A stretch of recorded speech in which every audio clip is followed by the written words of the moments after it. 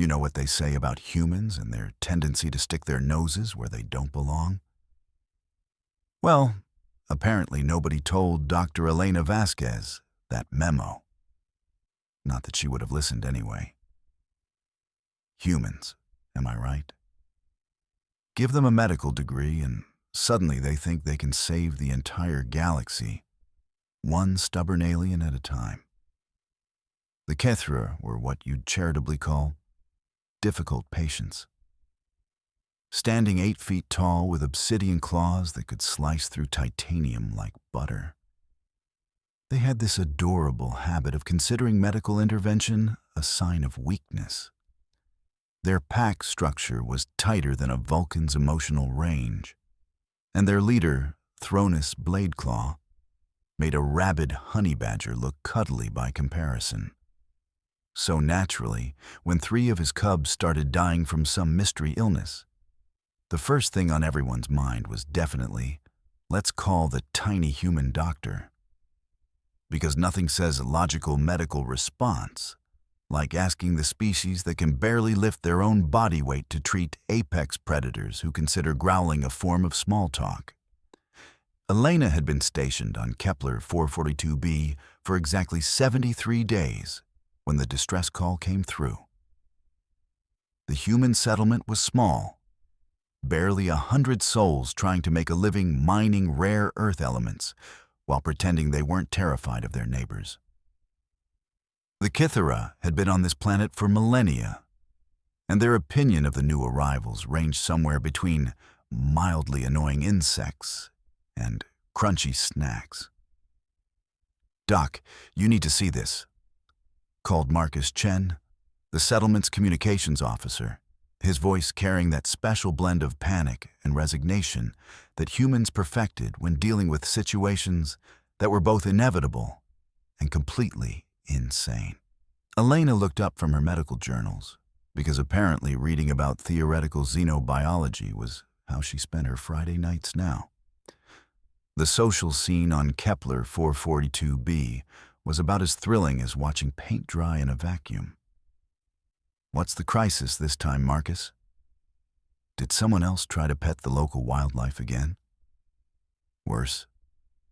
We've got incoming kitha, and they're not here for a friendly chat."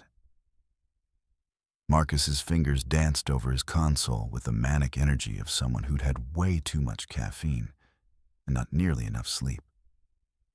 "Pack Leader Thronus is requesting," and I quote, "the human healer who thinks she knows better than the spirits." Well, that's oddly specific. Elena stretched, her joints popping like bubble wrap. After 3 months of dealing with mining accidents, space sickness, and the occasional bout of alien food poisoning, she'd almost forgotten what real excitement felt like. Almost. Did he mention what kind of medical emergency requires my particular brand of stubborn human interference? His cubs are sick. 3 of them, all showing symptoms that their traditional healers can't treat. Marcus paused, and Elena could practically hear him swallowing his anxiety. "Doc, he specifically asked for you. The kitha don't ask for help, ever. They'd rather die than admit they need assistance from another species." Elena was already moving toward her medical kit, because apparently her brain had decided that walking into a den of 8-foot-tall predators with sick children was exactly how she wanted to spend her evening. Her mother had always said she lacked proper survival instincts. Turned out Mom was right about something after all. "Any idea what we're dealing with symptom-wise?" she asked, checking her portable diagnostic equipment. The medical scanner hummed to life, its blue glow casting strange shadows on the walls of her tiny clinic. High fever, respiratory distress, some kind of skin discoloration. Their healers think it's a curse from the ancestors, probably because the cubs have been too friendly with the human settlement. Marcus made air quotes with his fingers, because apparently cosmic irony had a sense of humor.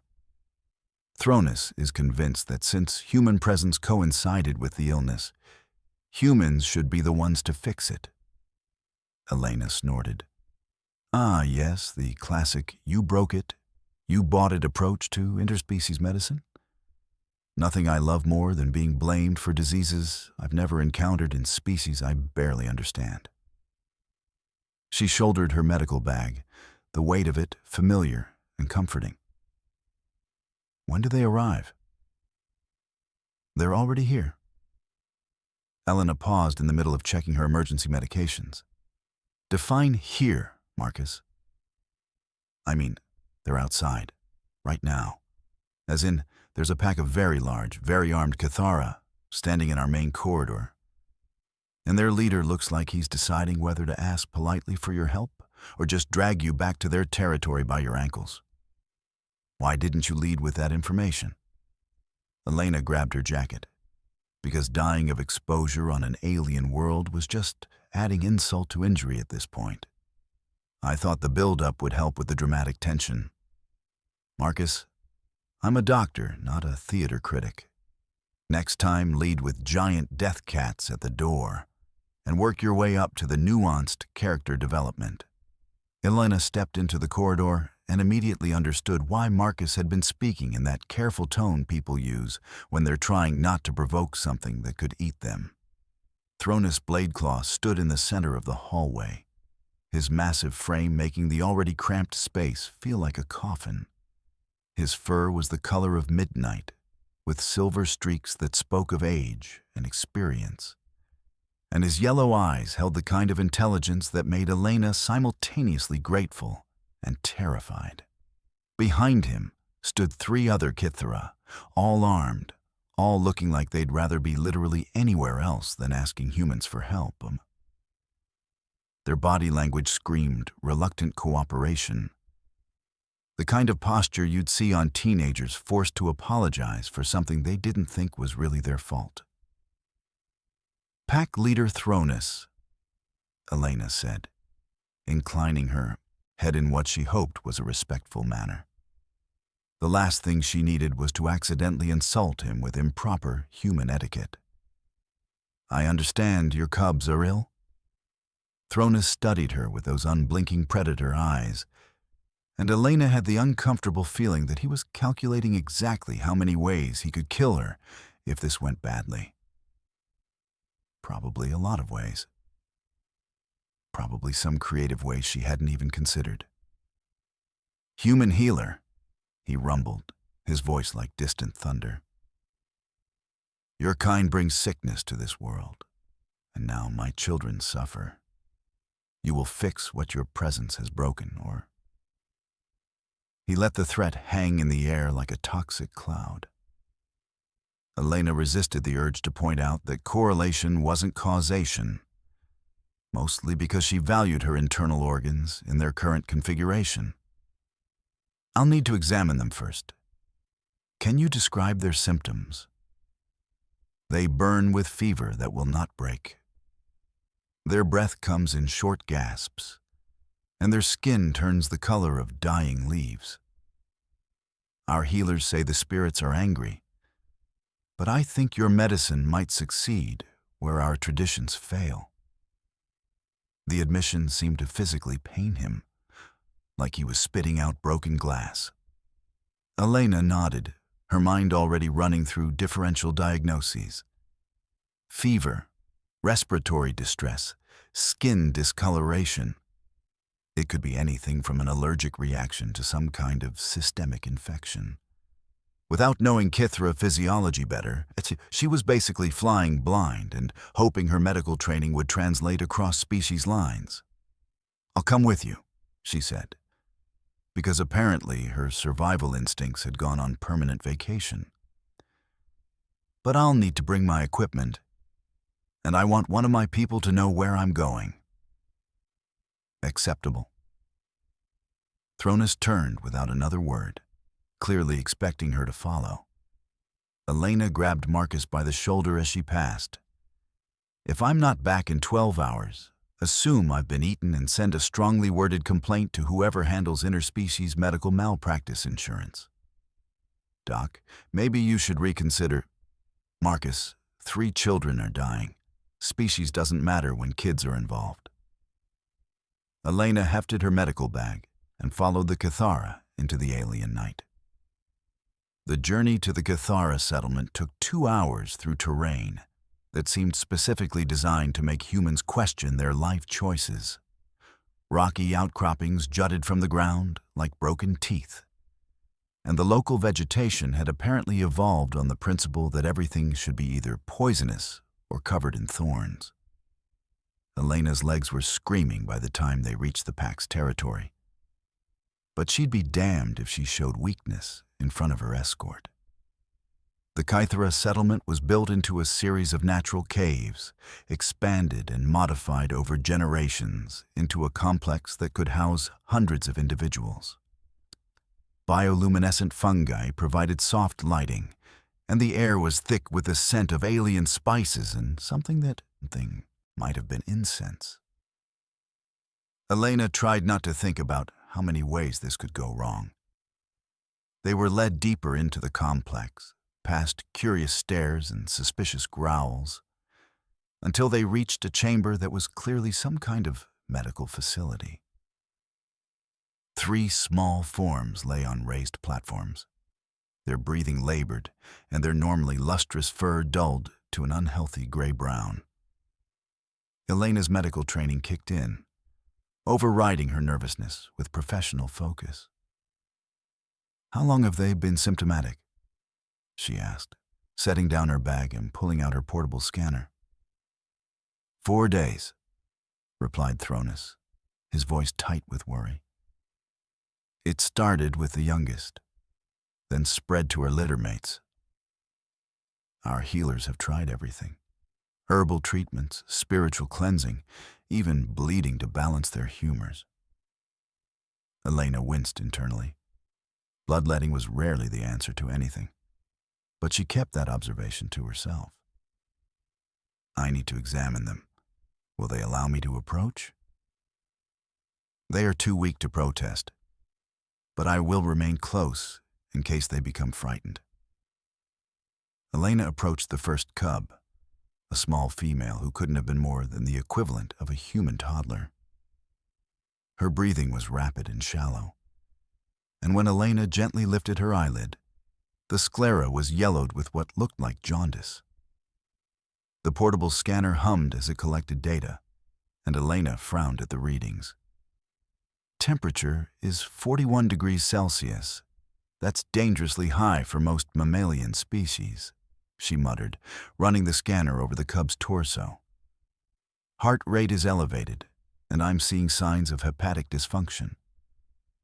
She looked up at Thronus. Has their diet changed recently? Any new foods, different water sources? Nothing. They eat what they have always eaten, drink from the same springs their ancestors used for generations. Elena moved to the second cub, a male who was marginally larger but equally ill. The scanner readings were consistent: high fever, elevated heart rate, signs of liver stress. But there was something else, something that made her frown at the display. Pack leader, I'm seeing trace amounts of an unknown compound in their bloodstream, something that definitely doesn't belong there. She looked up, trying to phrase her next question diplomatically. Is it possible they've been exposed to something toxic? Maybe during play or exploration? Thronus's eyes narrowed. You think they have been poisoned? I think they've ingested something that their systems can't process. The question is what and where they encountered it. Elena moved to the third cub, hoping the pattern would give her more clues. The third cub, another female, was the sickest of the 3. Her breathing was more labored, her fever higher, and the scanner detected additional complications. Fluid in her lungs, signs of kidney dysfunction. Whatever was affecting them, she'd been exposed to more of it, or for a longer period. This one is the worst, Elena said, her voice grim. If we don't treat this soon, I don't think she'll make it through the night. Thronus made a sound that was part growl, part whimper, the vocalization of a parent watching their child suffer. Can you help them? Elena stared at her scanner readings, her mind racing through possibilities. The symptoms suggested some kind of toxic exposure, but without knowing what specific compound they were dealing with, treatment was going to be mostly supportive care and educated guessing. She could try broad-spectrum antitoxins, supportive measures to protect their organs, but wait. There was something familiar about the pattern of symptoms. High fever, hepatic dysfunction, respiratory distress? She'd seen something similar during her residency, back when she was treating cases in Earth's industrial districts. Pack leader, I need you to think carefully. In the past week, have your cubs been anywhere near the human settlement? Any of the mining operations, waste processing areas, anywhere they might have encountered human industrial byproducts? Thronus was quiet for a long moment. The youngest ones sometimes venture closer to your territory than they should. We have warned them, but cubs are curious about new things. Elena felt a cold certainty settling in her stomach. The mining operation. We've been processing rare earth elements and the waste byproducts. She turned to face Thronus fully. Pack leader, I think your cubs have been exposed to heavy metal contamination from our mining waste. Their symptoms are consistent with acute heavy metal poisoning. The silence that followed was deafening. Elena could practically feel the temperature in the room drop as the implications sank in. Your people have poisoned my children, Thronus said, his voice deadly quiet. Not intentionally, Elena said quickly. The waste products were supposed to be contained, processed safely. But if the cubs were drinking from water sources downstream of our operation, she trailed off, because excuses weren't going to save 3 dying children. Can you treat them? The question came out like a challenge. Elena looked at the 3 small forms, their breathing shallow and labored. Heavy metal poisoning in humans was treatable with chelation therapy, but she had no idea how Kithara physiology would respond to the medications she carried. She could kill them just as easily as save them. I can try, she said, but I have to be honest with you. I've never treated Kithara before, and the medications I would normally use for this condition might not be safe for your species. I could make things worse. They will die if you do nothing. They might die if I do something. Thronus stared at her for a long moment, and Elena saw something in his eyes that transcended species barriers. The desperate hope of a parent who would try anything to save their children. Do it. Elena nodded and opened her medical kit, pulling out vials of chelating, agents, and supportive medications. Her hands were steady as she prepared the first injection, even though her mind was screaming that this was insane. She was about to administer experimental medication to alien children based on nothing more than educated guessing and desperate hope. This medication binds to heavy metals in the bloodstream and helps the body eliminate them, she explained as she drew the liquid into a syringe. In humans, it's usually well tolerated. But I have no way of knowing how your cubs will react. If they die, I will hold you responsible. If they die, I'll hold myself responsible, Elena replied, approaching the sickest cub. But if we don't try, they'll definitely die. And then we'll both have to live with that. She administered the injection into the muscle of the cub's hind leg, then moved to prepare doses for the other two. The process was methodical, clinical, and absolutely terrifying. Each injection could be the one that triggered a fatal allergic reaction or organ failure. "Now we wait," she said, settling into a chair beside the platforms. "The medication will take several hours to work, and we'll need to monitor them closely for adverse reactions. How will we know if it is working? Their fever should start to come down, breathing should improve. The scanner will show decreasing levels of the toxin in their bloodstream." Elena looked at the readout, noting the baseline levels. "But it's going to get worse before it gets better. As the medication pulls the metals out of their tissues, they might experience nausea, weakness, other symptoms." Thronis settled into a crouch beside his cubs, his massive form somehow managing to look both protective and vulnerable. "Why?" he asked quietly. "Why what? Why are you helping them? My people have not been kind to yours. We have made it clear that you are not welcome here. Yet you risk your life to save children that are not even your species." Elena was quiet for a moment, watching the steady rise and fall of the cubs' breathing. "Because they're children," she said finally. "And because the contamination is our fault, even if it was accidental. But mostly because—" She shrugged. "Because it's what we do. Humans, I mean. We're ridiculously, stupidly compassionate sometimes. We can't seem to help ourselves. Your people fear us. Your people want to eat us. Fear seems like a reasonable response." Thronis made a sound that might have been laughter. "We do not eat humans. You taste terrible. Too much salt and artificial preservatives." Despite everything, Elena found herself smiling. "Well, that's a relief. I was worried about the seasoning." They fell into a comfortable silence, two parents from different species watching over sick children. Elena monitored the scanner readings, noting small improvements in vital signs. The medication seemed to be working, though slowly. "Tell me about them," she said softly. "Your cubs." "Kira is the youngest," Thronis said, indicating the smallest female. "She is curious about everything, always asking questions that make the elders uncomfortable. Dex is her litter mate. He pretends to be brave, but he cries when he thinks no one is watching.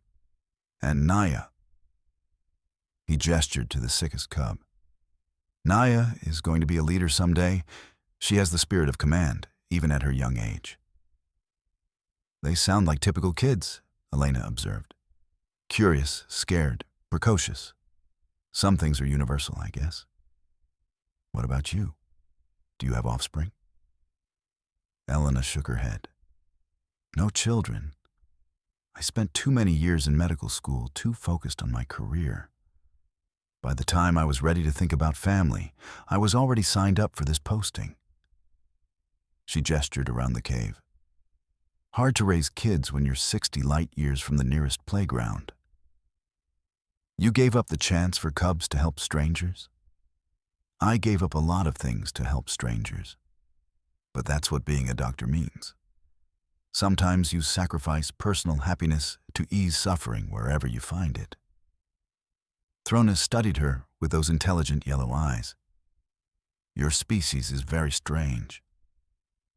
You have no idea." Hours passed slowly. Elena administered additional doses of chelating agents, monitored vital signs, and made notes in her medical log. Gradually, incrementally, the cubs began to improve. Their breathing eased, their fever decreased, and the scanner showed steadily dropping levels of contamination in their bloodstream.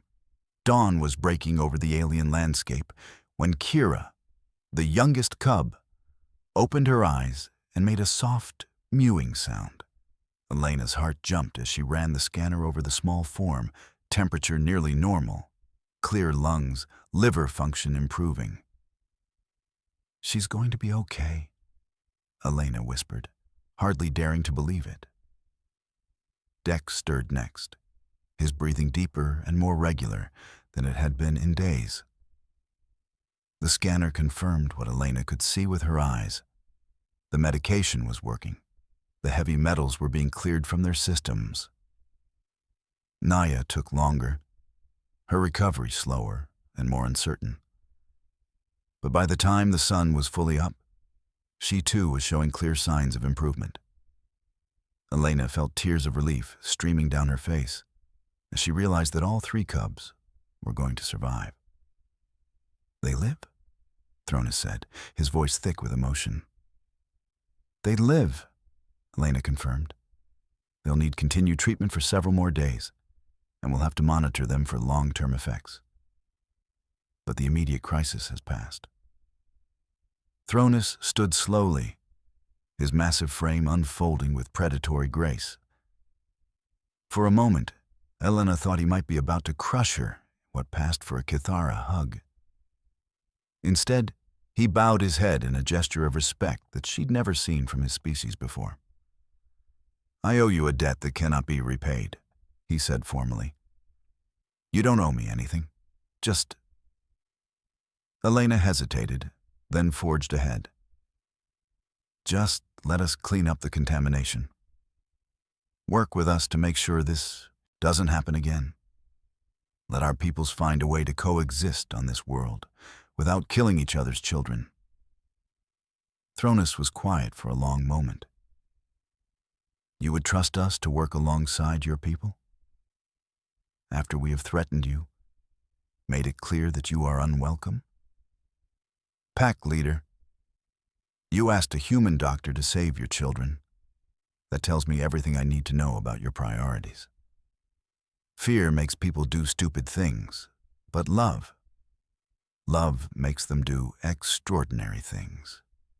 You love your cubs enough to swallow your pride and ask for help. That's a foundation we can build on.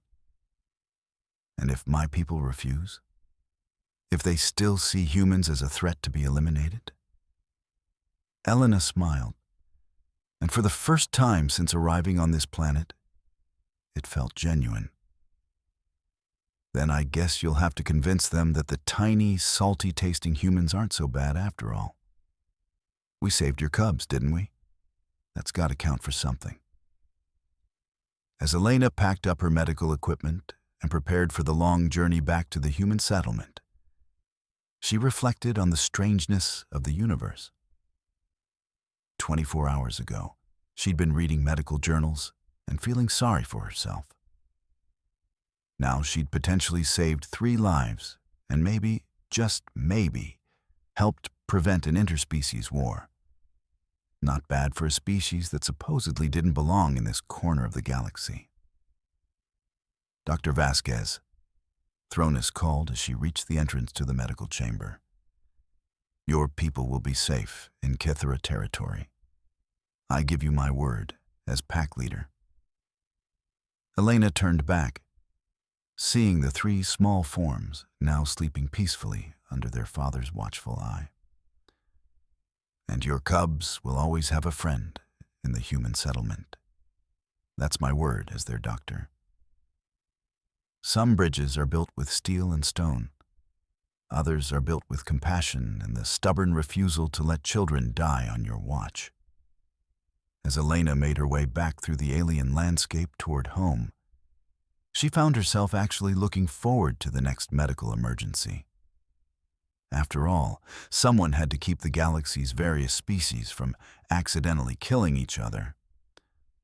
Might as well be the ridiculously, stupidly compassionate humans. They were apparently pretty good at it.